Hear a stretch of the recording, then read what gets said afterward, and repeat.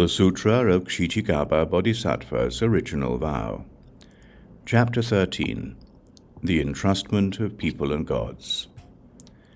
At that time, the world-honored one spoke in verse, saying, I am entrusting to your care the multitudes of gods and people both now and in the future. Use great spiritual powers and expedients to save them. Do not allow them to fall into the evil destinies. At that time, Earth-Store Bodhisattva Mahasattva knelt on one knee, placed his palms together, and said to the Buddha, World-honored one, I beg the world-honored one not to be concerned. In the future, if good men and women have a single thought of respect toward the Buddha Dharma, I shall use hundreds of thousands of expedients to take them across and free them. They will quickly be liberated from birth and death. How much more will that be the case for those who, having heard about all these good matters, are inspired to cultivate? They will naturally become irreversible from the unsurpassed way.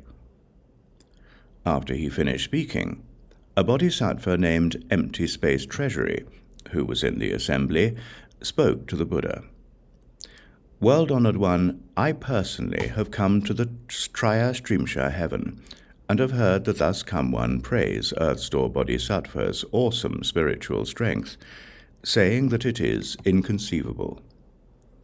If in the future good men, good women, gods and dragons hear this sutra and the name of Earth-Store Bodhisattva, and if they behold and bow to his image, how many kinds of blessings and benefits will they obtain? Please, world-honored one, say a few words about this for the sake of beings of the present and future. The Buddha told Empty Space Treasury Bodhisattva, listen attentively, I shall enumerate them and describe them to you. Good men or women in the future may see images of Earth-Store Bodhisattva and hear this sutra or read or recite it. They may use incense, flowers, food and drink, clothing, and gems to give gifts and make offerings. They may praise, behold, and bow to him. Such beings will benefit in 28 ways. First, they will be protected by gods and dragons. Second, their good roots will increase daily. Third, they will amass supreme causes pertaining to sagehood. Fourth, they will not retreat from body. Fifth, their clothing and food will be abundant. Sixth, they will never be infected by epidemics.